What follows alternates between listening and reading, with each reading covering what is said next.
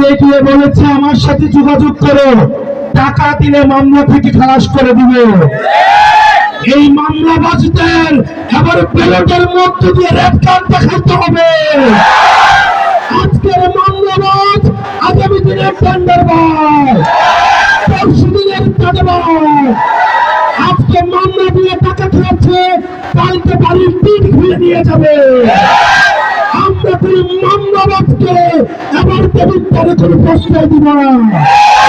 এই মামলাবাজ, চাঁদাবাজ, টেন্ডারবাজ মাটি থেকে এই ব্যালটের মাধ্যমে তাদেরকে দেবিত্বার থেকে জনগণ রেড কার্ড দেখিয়ে দিবে। প্রিয় দেবিত্বারবাসী,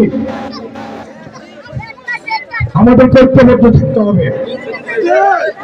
আমরা যারা খেতে খাওয়া মানুষ, যারা আমরা নেতা বানাই, কিন্তু নেতা আমাদেরকে কখনোই মানুষ মনে করে না।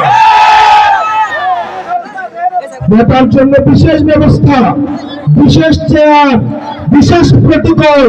এই বিশেষ মানুষকে আমাদের মতো সাধারণ মানুষের আর নেতা হিসাবে আমরা মানব না।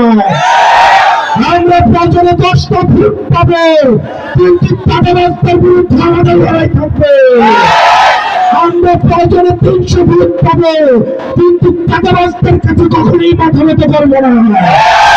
আমরা চাঁদাবাজদেরকে নির্মূল করা না পর্যন্ত তারা আমাদের লড়াই অব্যাহত থাকবে।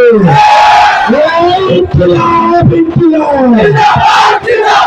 ইনকিলাব, ইনকিলাব।